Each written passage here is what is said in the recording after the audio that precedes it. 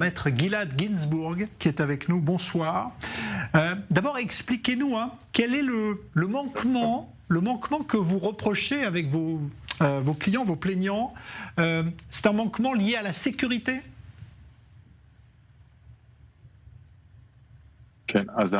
Oui, en fait, nous représentons 42 plaignants et plaignantes du festival Nova. Nous attaquons la police d'Israël, l'armée d'Israël et le Shin Bet. Notre plainte se base sur des informations que nous avons aujourd'hui, se concentrant sur 2 points. Premièrement, tout ce qui concerne l'autorisation de la fête qui a été donnée, bien que des officiers de haut rang de l'armée du bataillon de Gaza ne voulaient pas l'autoriser pour des raisons de sécurité. Pourtant, l'autorisation a été donnée et la fête a eu lieu. Deuxièmement, entre le 6 et le 7 octobre, il y a eu des alertes en pleine nuit que quelque chose arrivait sur la frontière. Pourtant, on n'a pas appelé à évacuer les festivaliers et nous savons quels ont été les résultats dramatiques et tragiques de cela. Qu'est-ce qui fait, selon vous, et peut-être selon les premiers éléments dont vous disposez, Maître Ginsburg, que malgré effectivement les réticences de certains militaires qui ne voulaient pas que cette fête ait lieu à cet endroit, pourquoi est-ce qu'elle a quand même été autorisée ? Écoutez, il est encore tôt pour le savoir ou pour le dire. Nous ne savons pas exactement pourquoi, en fin de compte, ils ont donné l'autorisation. Mais pour nous, il s'agit là de négligence gravissime.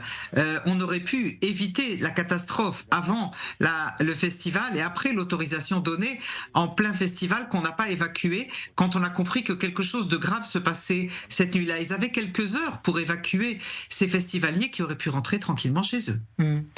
Évidemment, ce que tout le monde imagine, et qui serait terrible si c'était confirmé, c'est qu'il y a peut-être eu un renseignement, vous l'avez dit, que quelque chose se préparait depuis Gaza, mais que ça n'a pas été pris au sérieux et que finalement on a laissé les choses se dérouler et on n'a pas renforcé le dispositif de sécurité autour de Gaza cette nuit-là. C'est ce que vous pensez démontrer lors du procès ? Écoutez, il est important de dire que notre plainte ne vient pas à la place d'une commission d'enquête qui se mettra en place pour vérifier toutes les questions sécuritaires en Israël ces dernières années, ces derniers mois. Notre plainte se base de manière spécifique sur l'autorisation qui a été donnée par la police et par l'armée et les événements exceptionnels qui ont eu lieu la nuit. Et donc, l'État devra répondre de ces décisions. Et pourquoi est-ce que le festival n'a pas été annulé après qu'il y ait eu des alertes en pleine nuit ? Mais est-ce que finalement le caractère tout à fait exceptionnel de ce qui s'est passé et le fait que personne ne pouvait imaginer l'ampleur qu'allait prendre ce massacre, est-ce que tout cela ne va pas atténuer quand même la responsabilité de l'armée, de la police et de l'État ? Écoutez, sans aucun doute, personne n'a imaginé ou n'a pensé que ce qui se passait le 7 octobre aurait pu avoir lieu. Mais quand il y a des alertes, de notre point de vue, on ne peut pas donner une autorisation à un festival pareil. Il aurait simplement fallu évacuer et fermer le festival. Ce qui s'est passé après est atroce, mais ça aurait pu être évité. Ça aurait simplement pu être évité. Est-ce que les plaignants, les personnes qui sont venues vous voir et qui vous demandent de porter plainte aujourd'hui, est-ce qu'ils avaient l'impression, en arrivant vendredi, la veille, de courir un risque parce qu'ils se trouvaient près de Gaza, ou est-ce qu'ils ne pensaient pas du tout qu'il y avait un risque ?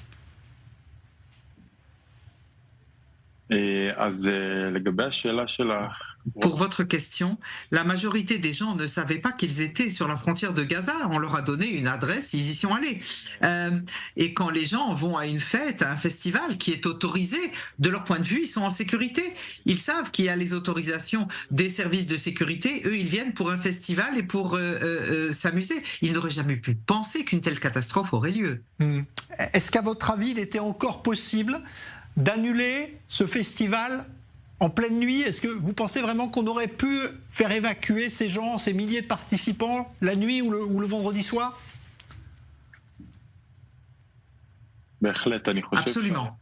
il y a eu une fenêtre d'opportunité de quelques heures et en une demi-heure, on aurait pu évacuer tout le monde.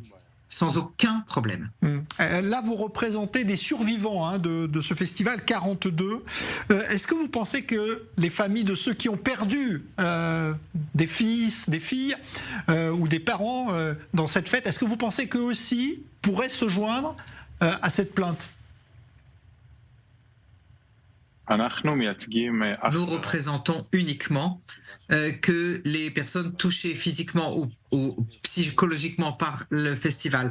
Les familles endeuillées ont droit à des dédommagements selon la loi d'Israël. Donc nous ne représentons que des personnes présentes lors du festival et quand ça a été publié dans la presse, des centaines d'autres personnes se sont adressées à nous qui ont été touchées par le festival et qui veulent se joindre à ce procès.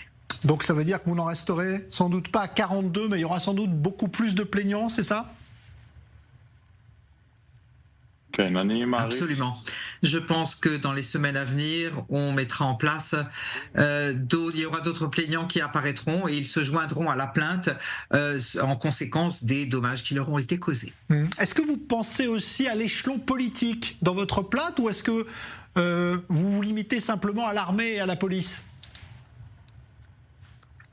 Non, ma plainte ne concerne que les éléments de sécurité. Elle n'est pas politique, cette plainte. Tout le côté politique, sécuritaire de ce qui s'est passé avant et après le 7 octobre, ça, ce sera vérifié par des commissions d'enquête nationale. Mais ça, ce n'est pas mon sujet. Je suis avocat et je ne fais que de m'occuper de questions juridiques et représentant les plaignants que je représente au tribunal.